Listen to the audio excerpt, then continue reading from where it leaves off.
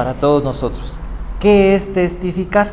Como definición, es afirmar o declarar que algo o alguien es asegurar que realmente es verdadero, que es real.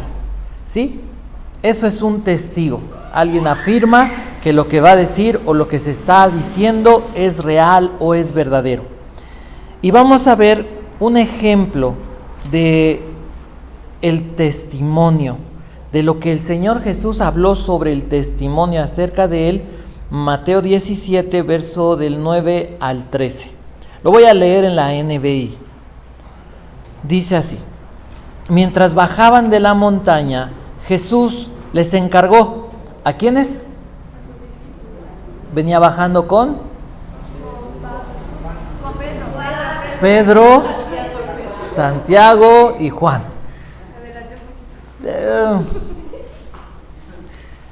No se fijen en lo que digo, sino en lo que quise decir. ¿Ok? Vienen bajando de la montaña y Jesús les hace un encargo. No cuenten a nadie lo que han visto hasta que el Hijo del Hombre se levante de entre los muertos. Entonces los discípulos le preguntaron a Jesús: ¿por qué dicen los maestros de la ley que Elías tiene que venir primero? Sin duda Elías vendrá, respondió Jesús, y restaurará todas las cosas. Pero les digo que Elías ya vino y no lo reconocieron, sino que hicieron con él todo lo que quisieron. De la misma manera va a sufrir el Hijo del Hombre a mano de ellos. Entonces entendieron los discípulos que les estaba hablando de Juan el Bautista. Vamos a titular este mensaje: Testigos de la gloria de Cristo. Como les decía, ayer platicábamos con esta persona. ¿Y un misionero qué hace? ¿Cuál es la ocupación de un misionero? ¿Qué piensan? ¿Qué se les ocurre? Ir y hablar de Cristo en lugares donde no se conoce. Es ir a sembrar, es empezar de cero, es abrir, como usando la metáfora, abrir la tierra, empezar de cero, conocer la cultura, conocer personas y comenzar a sembrar el evangelio. Pero nadie puede hablar de algo que no conoce. Nadie puede enseñar o puede ser testigo de algo o de alguien que no conoce. Ahí es donde comienza lo interesante de esta historia. Este mensaje o esta porción de la Escritura se trata de un mandamiento, por decirlo doble. Jesús les dijo a sus discípulos primero: no quiero que le cuenten esto que acaban de ver. Esta visión no se la cuenten a nadie hasta que yo haya resucitado.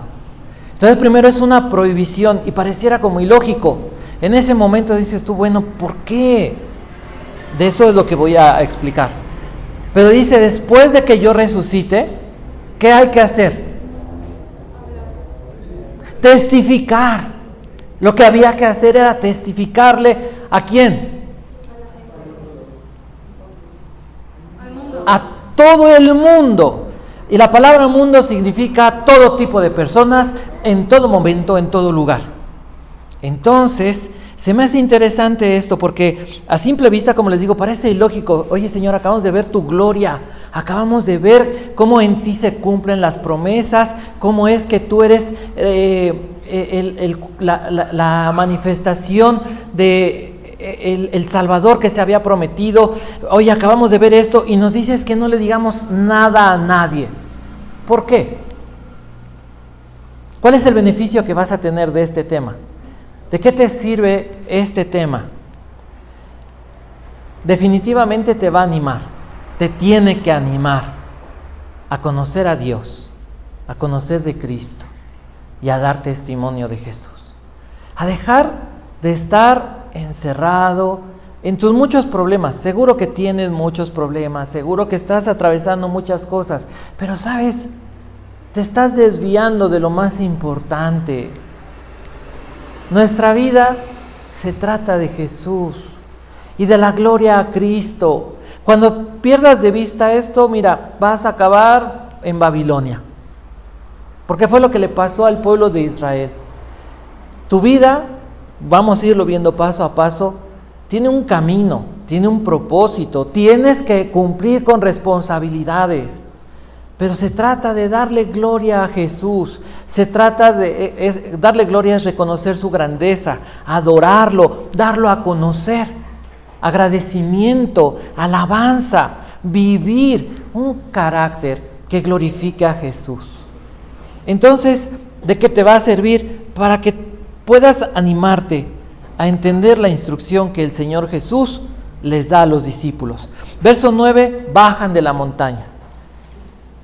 La montaña fue una experiencia maravillosa, la montaña fue una gran visión, la montaña vimos hace 8 días nos habla de ¿qué? Espiritualidad, de que necesitamos conocer y buscar a Jesús, de que necesitamos ver.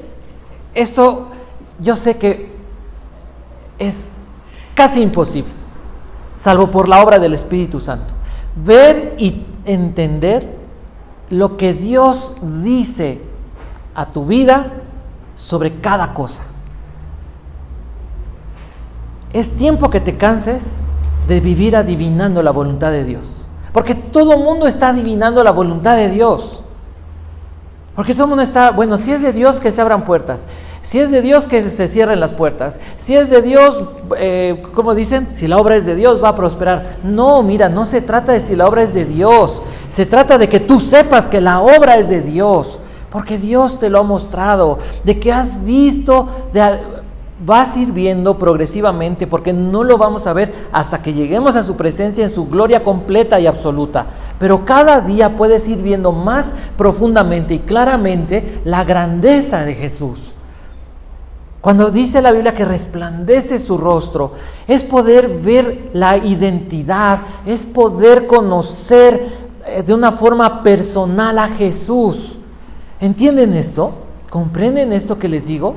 Es a través de la Biblia ver quién es Jesús, cómo es Jesús, sus vestidos de qué hablan, de sus obras, de su ministerio, de su carácter. Eso es lo que me va a llevar a una espiritualidad verdadera y dejar de pensar. Platicábamos ayer, le decía, ¿tú has visto obras milagrosas en donde has estado? Le digo, mi percepción es esta. Y ya hizo un comentario. Mira, muchas veces se los he dicho. ¿Creemos en los milagros? Sí los creo. ¿He visto milagros? Los he visto. Y muchos, no uno, alguno, me han contado. He visto Dios sanando personas después de que oremos por esas personas. Personas que salieron del hospital cuando estaban ya a punto de irse y a la otra semana ya están en su casa. Hemos visto milagros. Si creo en los milagros, sí creo en los milagros y creo que Dios sigue haciendo milagros hoy. Pero ¿por qué no hacemos una campaña de milagros? Porque yo no sé si Dios quiere sanar a todos. Y se los he contado, a veces la gente dice, como los judíos, quiero que Dios me cambie la vida, que me arregle el asunto, que me sane, que haga esto. ¿Para qué? ¿Tu propósito es la gloria de Dios? No, es para que te sientas bien. No, es para que puedas disfrutar ¿de qué? ¿De una vida de pecado? ¿De hacerle pedazos la vida a tu familia? ¿Hacer pedazos tu vida y seguir contribuyendo a la maldad en la sociedad? ¿Para qué quieres un milagro? Entonces, no vamos a orar presuntuosamente si no sabemos cuál es la voluntad de Dios, porque además voy a ir a herir la fe de una persona y decirle, Dios hace milagros, y Dios puede hacer el milagro, pero no explicarle que hay un propósito detrás de cada milagro, que hay un porqué y una razón de cada milagro, porque la gente va a decir, entonces, ¿por qué conmigo no? Seguro que Dios no me ama, porque así somos. Nuestra mente piensa de esa manera y el diablo viene y comienza a engañar. Entonces, ¿cómo es que podemos llegar a este nivel? Solamente a través de la Escritura, a través de ir viendo cada vez más plenamente el rostro de Jesús. ¿De qué se trata el rostro de Jesús, dijimos?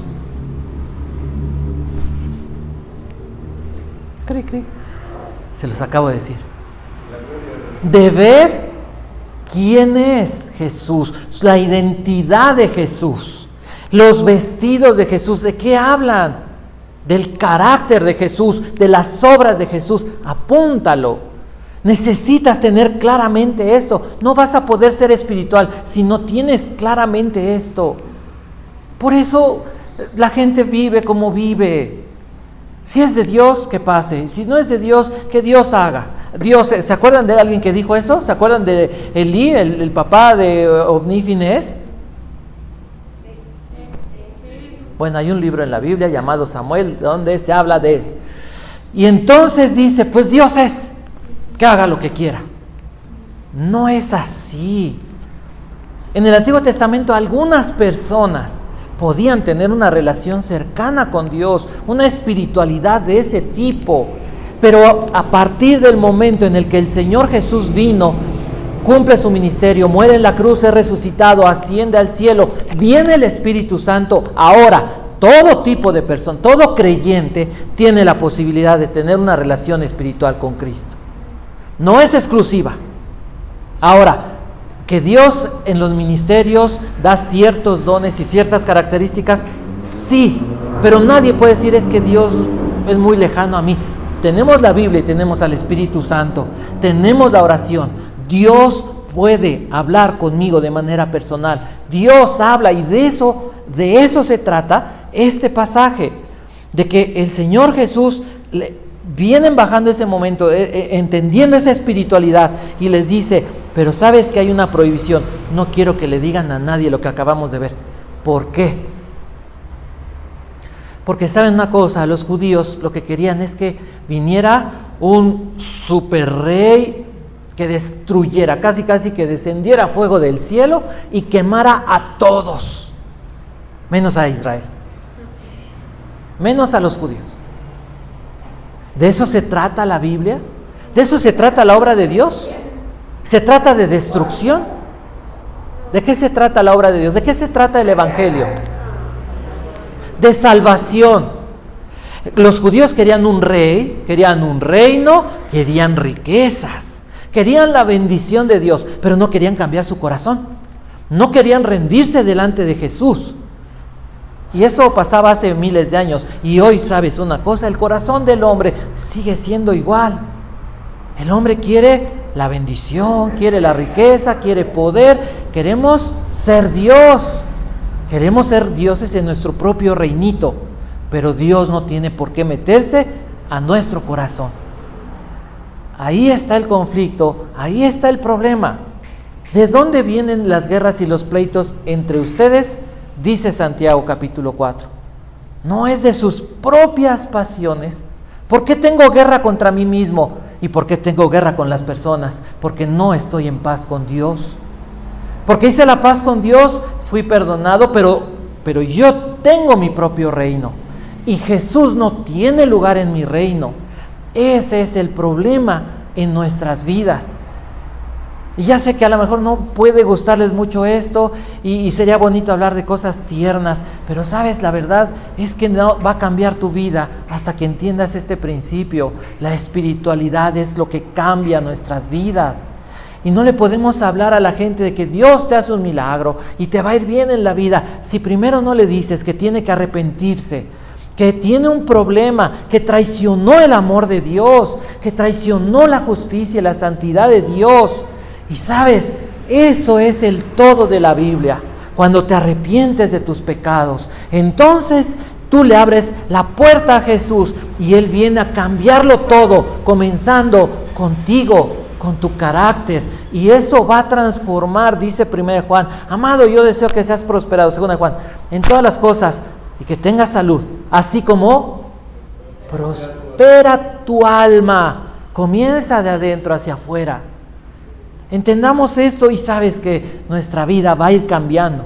Entonces ese es el asunto. Si los discípulos comienzan a decirle, vimos a Jesús ya manifestándose en su reino, ¿qué hubieran hecho los judíos? Lo hubieran hecho rey y hubieran agarrado palos, piedras, escobas y se hubieran ido a querer pelear con los romanos. ¿Qué hubiera pasado? ¿Hubiera cambiado el corazón? ¿Hubiera habido redención? No. Entonces Jesús dice, por el momento no. Ahora, el Señor Jesús les habla y le dice, hasta que resucite. ¿Le hicieron caso a eso? ¿Pusieron atención en eso? Les estaba hablando de muerte. Y a ellos no les interesó cómo iba a morir Jesús. Jesús es la segunda vez y les anunció muchísimas veces que iba a morir. Y nadie dijo, ¿cómo? Jesús les habló de una cruz, ¿se acuerdan? Hace algunos pasajes, habló de una cruz. Pero nadie de ellos, a pesar de que veían un montón de personas crucificadas, nadie de ellos pensó en lo que significaba que Jesús tuviera que cargar una cruz y morir en la cruz. Habló de resurrección. Ellos habían visto muertos que resucitaban. Había resucitado el hijo de la viuda, ¿sí? Se sabían historias de resurrección, pero ellos no habían visto a alguien que resucitara de entre los muertos en gloria. Y nada de eso importaba. En ningún momento ellos tuvieron esa sensibilidad de decir, a ver, ¿qué hay detrás de esto? ¿Qué es lo que quieres enseñarnos? Entonces, ¿de qué les vamos a hablar cuando tú resucites? ¿Qué tiene que pasar? No había interés en su corazón. Eran personas bien carnales, enfocadas a lo que se vive el día a día, enfocadas en sus percepciones, en que en ese momento ellos tenían una visión que no habían visto los otros 9, ni muchos otros de los discípulos. Ellos 3 eran el círculo central de Jesús. Y eso no está mal. No está mal querer ser cercano a Jesús, pero no les importaba nada de lo que el Señor Jesús decía respecto al Evangelio. ¿Cómo se vive hoy? ¿A la iglesia le importa el Evangelio? ¿A la iglesia realmente está viviendo el Evangelio? Porque el Evangelio se trata de justificación, se trata de perdón, se trata de vida eterna, pero se trata también de victoria sobre el pecado. ¿Y eso quién lo habla? ¿Eso a quién le gusta mencionarlo, considerarlo y meditarlo diariamente? Victoria sobre el pecado. Y tener en tus manos un celular, tener la televisión, tener el radio, tener muchas cosas que se ven y entender que la victoria sobre el pecado es parte de la espiritualidad y que debes negarte a los deseos de los ojos, a los deseos de la carne, a la vanagloria de la vida, porque estas cosas no provienen del Padre. Y el mundo pasa y sus deseos, pero el que hace la voluntad de Dios permanece para siempre. Es momento de que, ¿sabes? Si vas a seguir, dice la Biblia, el que quiere pecar, que siga pecando. Pero el que se santifica, santifíquese aún más. No hay límites. Y sabes que cada vez que Dios empieza a cambiar tu corazón, empiezas a sentir esa necesidad de apartarte del pecado y de ver el pecado como lo que es, que destruyó tu vida, que destruye familias, que ves cómo el pecado sigue dañando y estorbando en la bendición de cada creyente.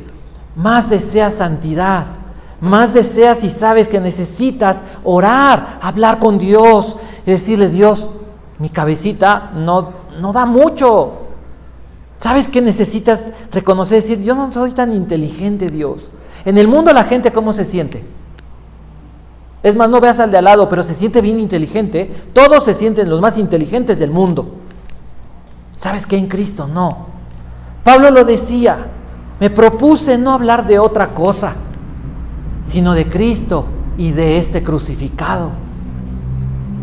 ¿De qué serviría ser como los corintios, como los Sócrates, Aristóteles, sí, mentes profundas, pero que se fueron al infierno sin Jesús? ¿De qué sirve si lo primero es conocer al Señor Jesús? Dice la Biblia, le preguntaron entonces, oye, pero ¿no que tiene que venir Elías? Sí, hay un conflicto teológico. Y el Señor Jesús les explica. Malaquías capítulo 4, verso 5 habla y dice que Elías vendría primero. ¿Y de qué se trataría la venida de Elías? Al final, en el libro de Apocalipsis, dentro de los 2 testigos, se cree que uno de los 2 testigos debe ser Elías. y probablemente el otro Enoc, no tanto Moisés. Pero bueno, eso es ya que un día hablemos de escatología. Juan el Bautista actuó y su ministerio fue llevado a cabo como el de Juan el Bautista.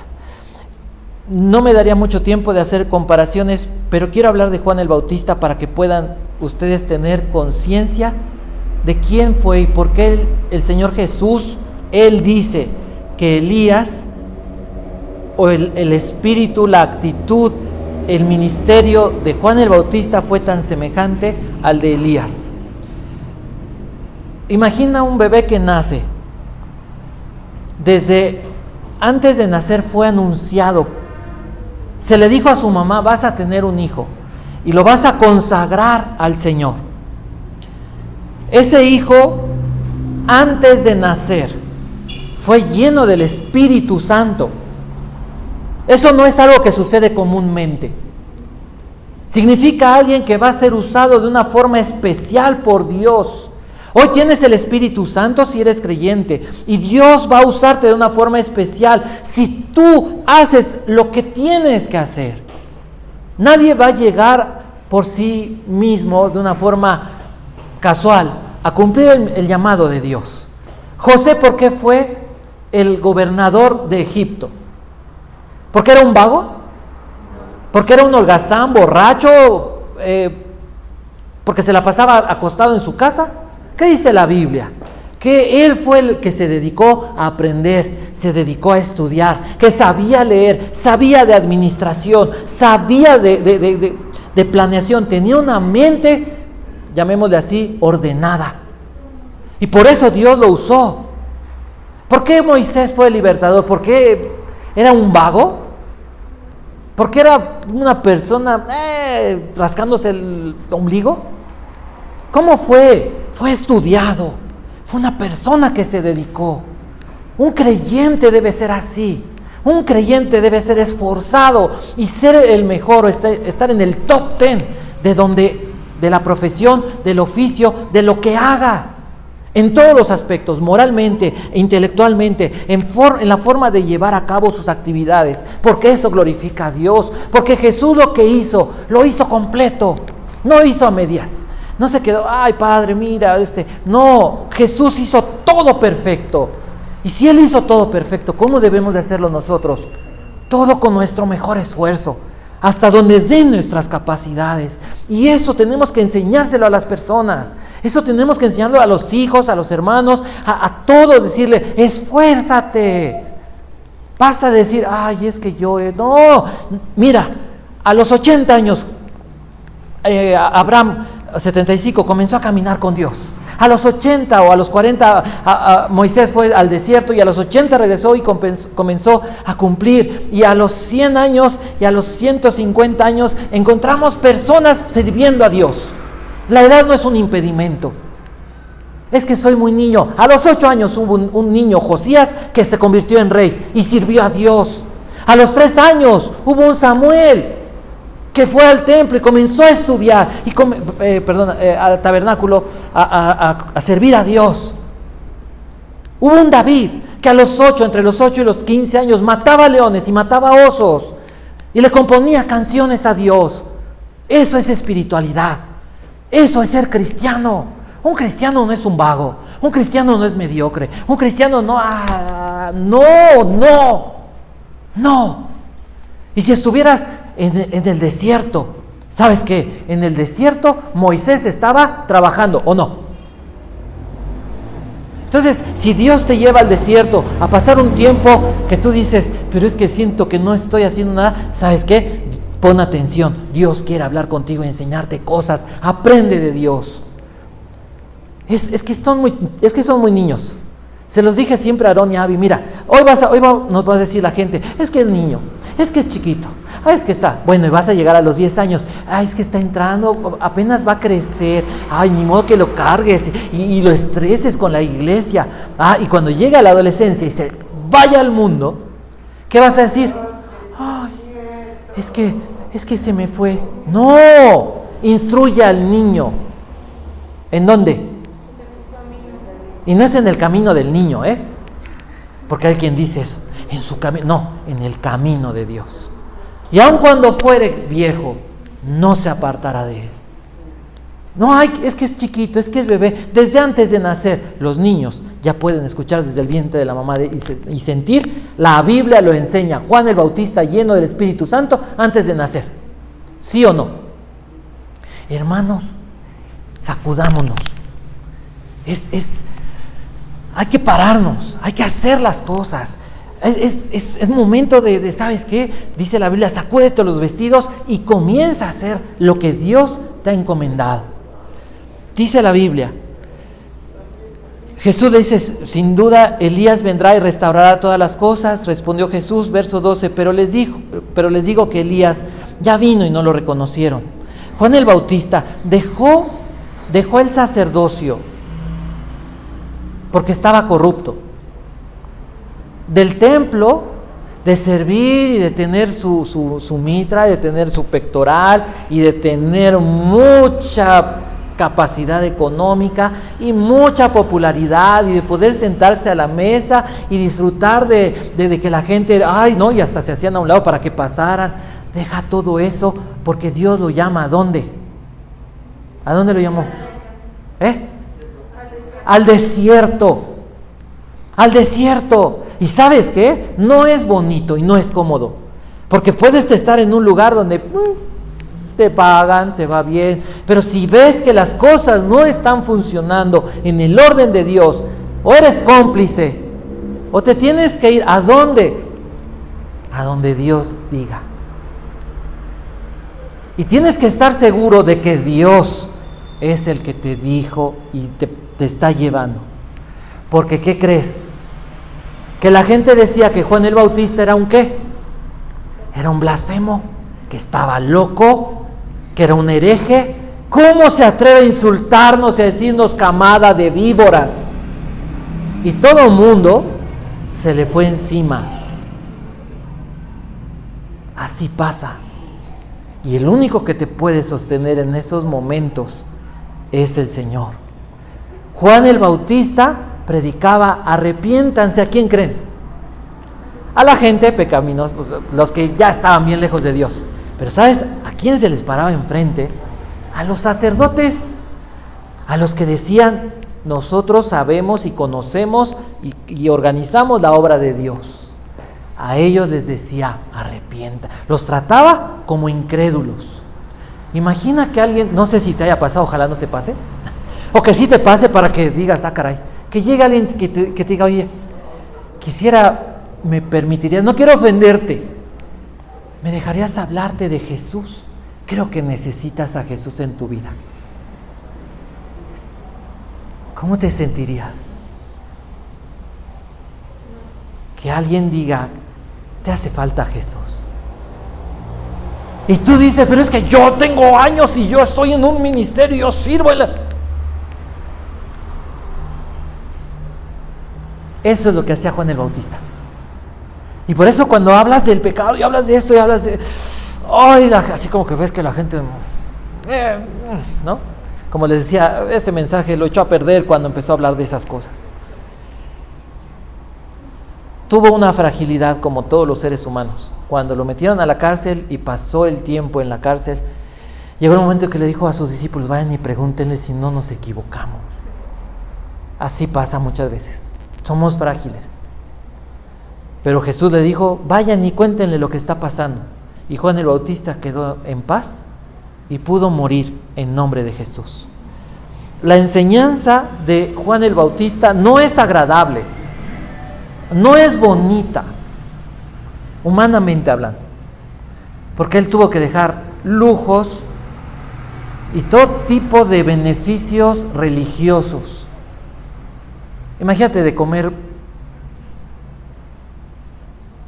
barbacoa, carne de res, ¿no?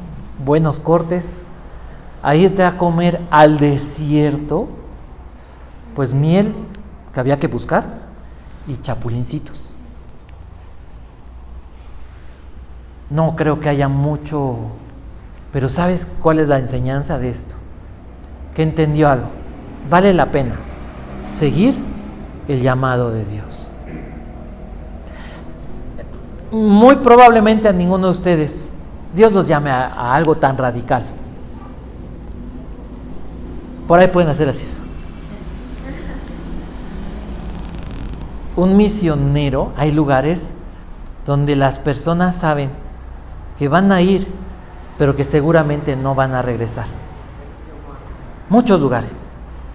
Corea, China, Corea del Norte, China, y la parte de central de Asia, ¿no? El mundo musulmán. La gente va a ir, pero seguramente los van a matar. Seguramente el Señor no ha llamado a muchos de ustedes a esto, pero si te llamara,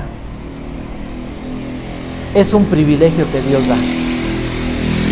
Es algo que vale la pena hacer. Ahora, hablemos brevemente de Jesús. ¿De qué debían ahora los discípulos cuando el Señor Jesús resucitara? ¿De qué debían hablar? Se lo sinteticé en dos cosas. De su persona. ¿Qué dice la Biblia del Señor Jesús? Nadie en toda la historia de la humanidad se profetizó tan exactamente dónde nacería y de qué se trataría su nacimiento como en el Señor Jesús. Nadie en toda la historia de la humanidad se habló de un ministerio tan exactamente. En el Salmo 16, en el Salmo 61, se narra la muerte de Jesús. Horadaron mis pies y mis manos. Una cuadrilla de perros y de toros me han rodeado. Señor, ¿por qué me has abandonado? ¿Por qué estás tan lejos de mí, Dios mío?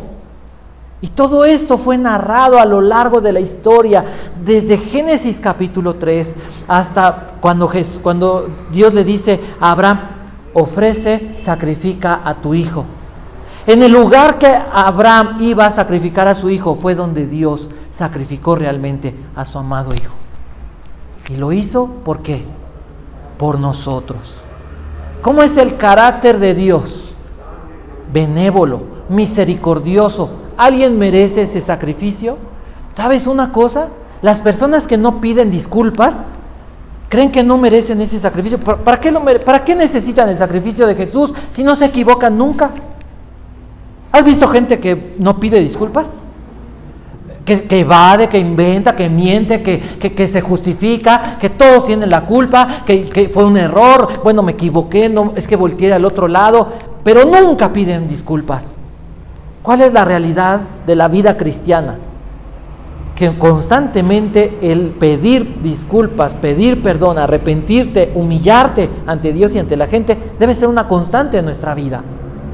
Porque ese es el carácter de Jesús. Cargar una cruz. La gente veía, pero en esa cruz, recuerda, ¿cuántas horas estuvo Jesús en la cruz? ¿Quién se acuerda? Le invito un café. Ni modo, se los ganaron. 6 horas en la cruz, pero 3 horas la tierra se oscureció. Las tinieblas se vieron en toda la tierra, mientras Jesús estaba en esa cruz. La más grande batalla eterna, cósmica, entre el bien y el mal. La derrota extraordinaria de Jesús fue en esa cruz. Pero después se levanta de entre los muertos. La gente había visto muertos resucitados, pero en gloria no ha pasado. Pasará en algún momento con nosotros. Ante tales promesas, ¿cuál debería ser entonces la actitud de nosotros? Eres un testigo de la gloria de Cristo. Ese es el título que debería haber en tu vida. Soy un seguidor de Cristo. Ahora, ¿sí estás haciéndolo? ¿Realmente estás haciendo? A lo mejor me diría así, ¿cómo se hace? Brevemente, apúntale, no me voy a regresar. Bien fácil, bien fácil. Primero, ¿cómo puedes dar testimonio de Jesús? A grandes rasgos, ¿cómo era tu vida antes de Cristo? Este se llama un sermón de testimonio, ¿no? Voy a dar mi testimonio. A grandes rasgos, de una forma breve, ¿cómo era tu vida antes de Cristo? No se trata de, no, yo era el mocha orejas, bueno, más que el mocha orejas, pero no me cacharon, y entonces tú deberías, yo bien malo, y entonces perdona vidas, y entonces, no, a grandes rasgos, habla de cómo el pecado te hizo pedazos, eso es lo importante, ¿sí? No le cuentes a la historia, no, es que yo deberías de ver, yo me peleaba como Rambo con toda la colonia, y no, qué pedazo, cómo te hizo pedazos el pecado, ¿sí? Segundo, punto número 2, para que lo tengas bosquejado. ¿Cómo llegó Jesús a tu vida? ¿En qué momento llegó Jesús a tu vida? ¿Qué fue lo que pasó cuando Jesús llegó a tu vida? ¿Cómo te lo presentaron? Hablando de espiritualidad, les he dicho, pocas personas verdaderamente han impactado en su espiritualidad mi vida. Y una de esas personas fue la que me compartió. Yo no era necio, pero le preguntaba, ¿por qué es malo fumar? ¿Por qué es malo esto? ¿Por qué? A ver, ¿dónde dice la Biblia? A ver esto y esto. ¿Y por qué la música? ¿Y por qué? Y lo impresionante de este amigo es que siempre decía, la Biblia dice. La Biblia dice.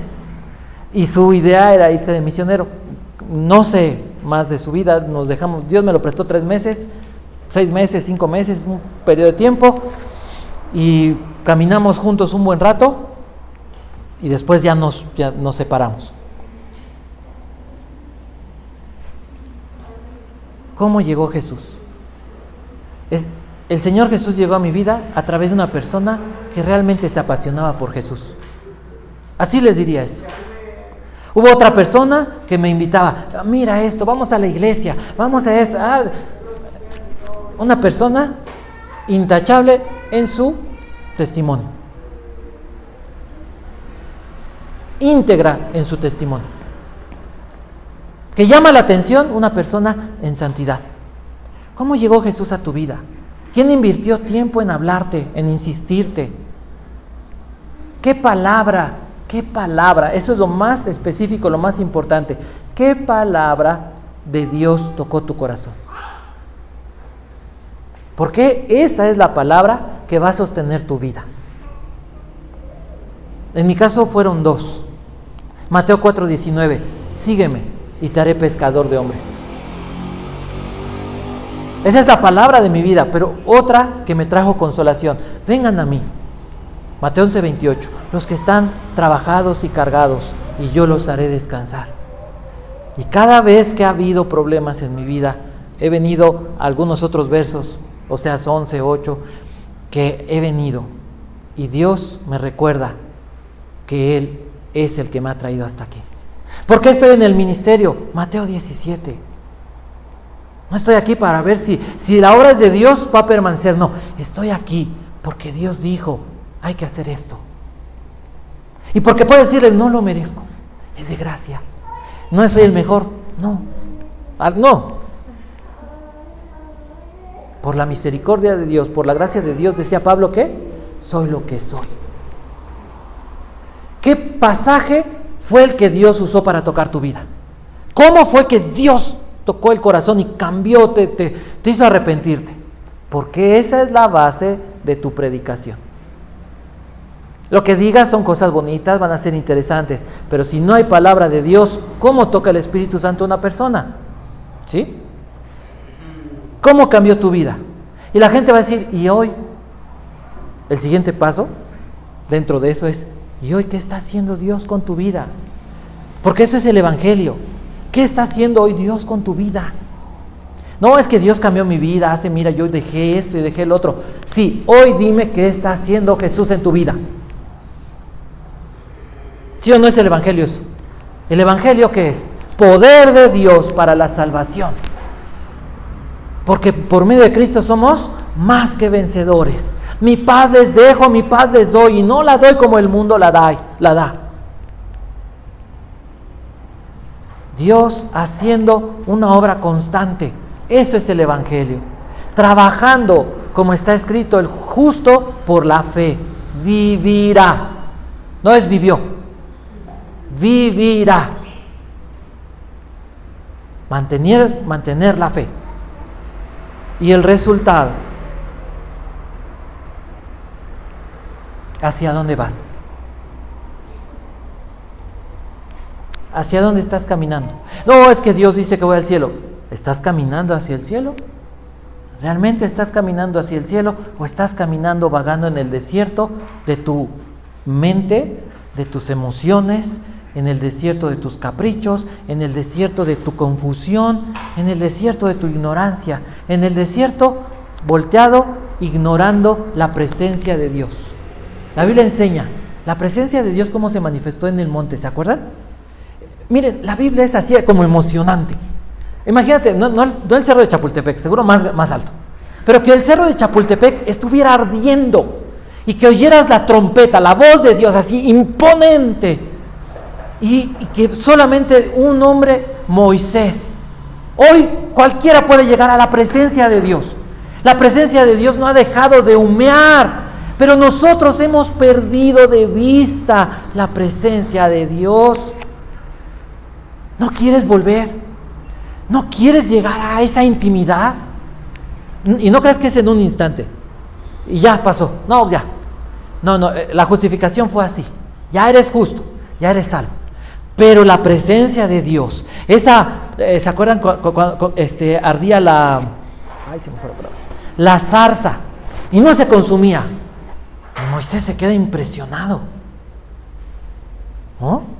Bueno, ese es el ejemplo de cómo arde el Espíritu Santo en las personas que buscan a Dios, que se ponen a orar, que le dicen a Dios: mira, no sé ni qué decirte, pero quiero estar contigo, ¿no?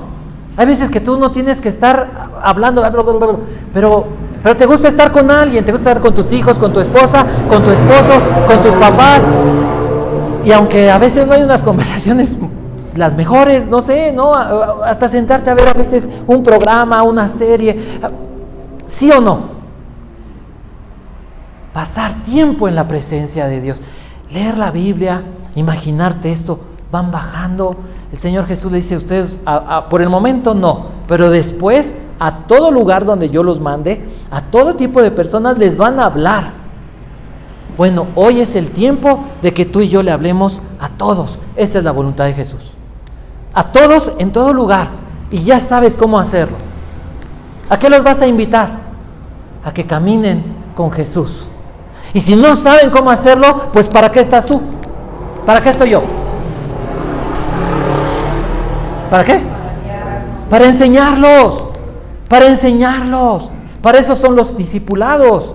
Para enseñarte a caminar y a que puedas aprender más y más. Y para que cuando conozcas a alguien le digas: mira, vamos a caminar juntos. No sabemos todo, pero estamos caminando en el proceso de la santificación. Olvídate de una vida hueca. Ten en mente una vida donde tú seas esa zarza, donde la presencia de Dios arda. ¿Qué pasó en Pentecostés? ¿Qué sucedió? ¿Nadie se acuerda? ¿Y cómo estaba? ¿Cómo se manifestó? Con lenguas o sea, el fuego en la Biblia habla de castigo, a veces de juicio, pero también habla de ¿qué?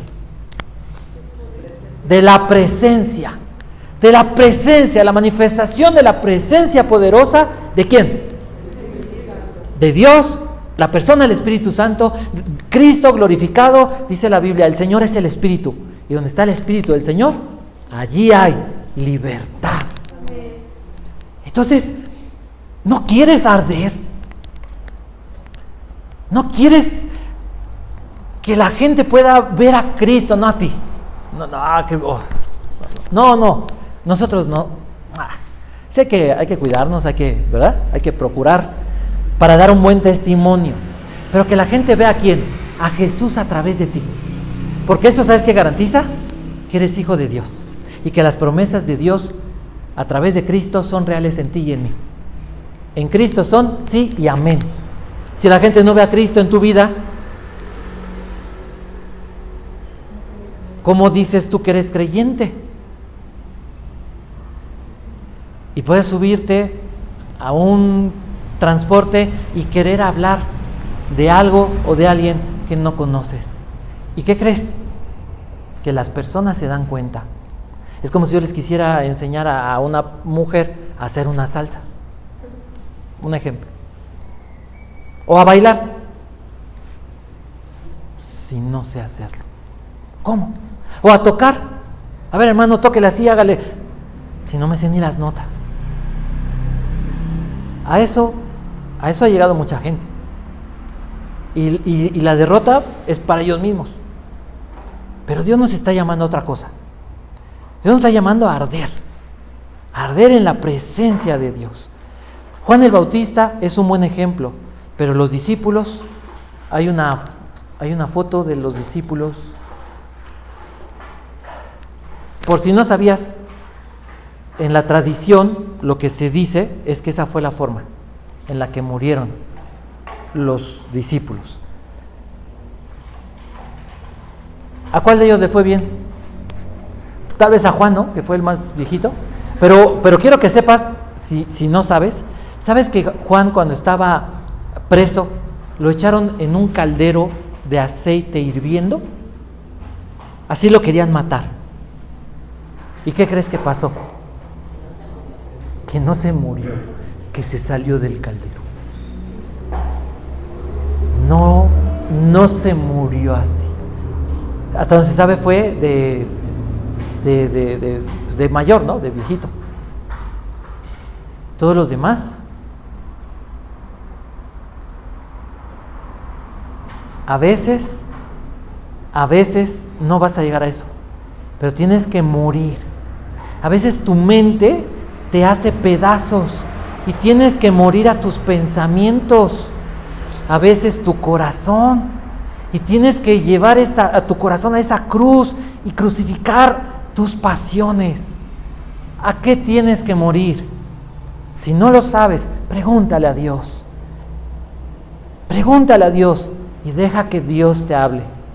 Espiritualidad.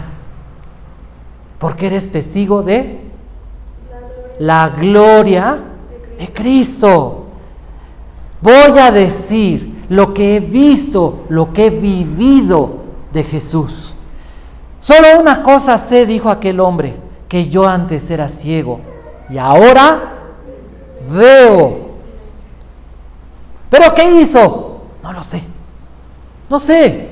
Es Dios, es Jesús. Eso es lo que debe uno decir.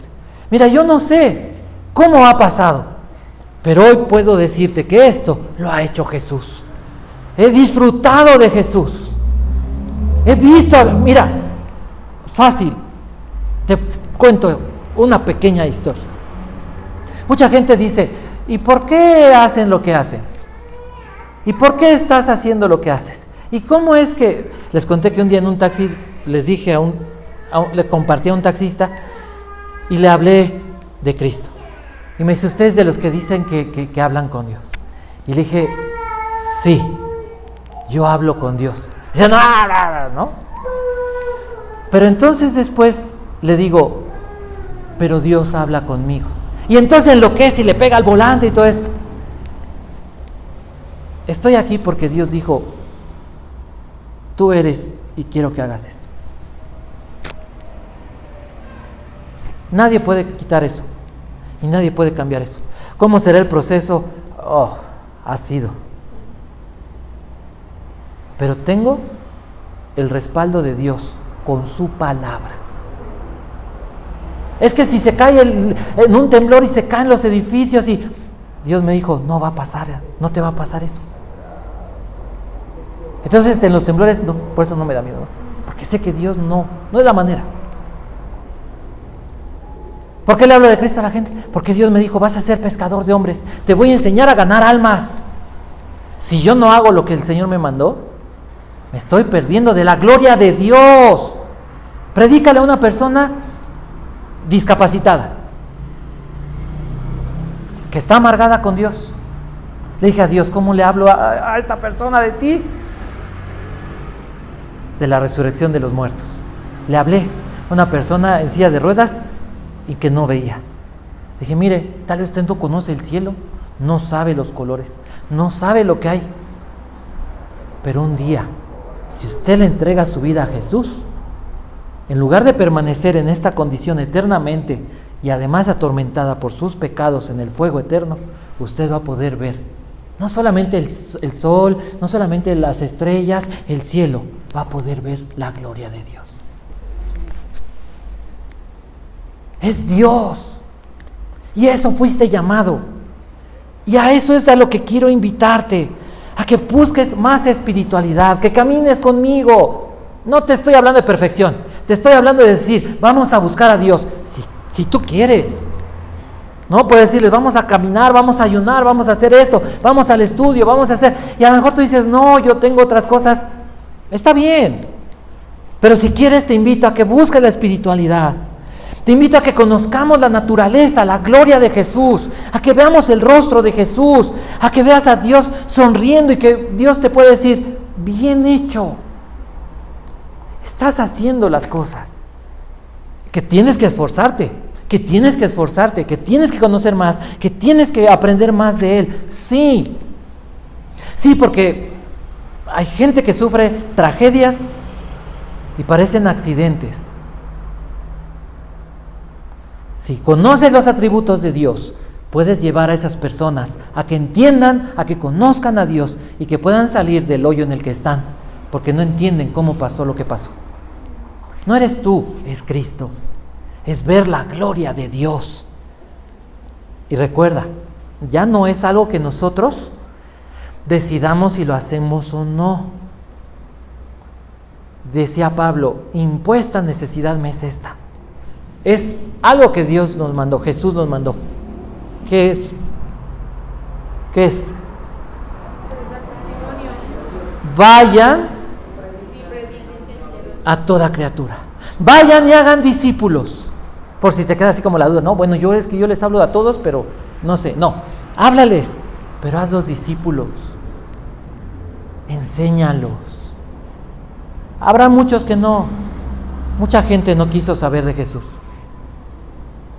Pero los discípulos estuvieron dispuestos a que les cortaran la cabeza, a que los crucificaran, buscando a ver quién sí quería. Muchos no quisieron, y los que no quisieron fueron los que los mataron. Pero sabes que sí hubo algunos que decían, sí, que no sabían ni cómo acercarse a Dios, que estaban con vidas destruidas. Cuando oyeron de Jesús, de la vida eterna, el perdón de los pecados, el cambio de corazón, el cambio de vida, esperanza, paz, amor, victoria. ¿Qué fue lo que hicieron? Entregaron su vida a Jesús. Y por esos poquitos valió la pena. Jesús no hizo una iglesia de 1000. ¿De cuántos? 12. Bueno, 3, 12, 70. Dice Pablo, apareció a 500. Dejémoslo en 500. El Señor Jesús.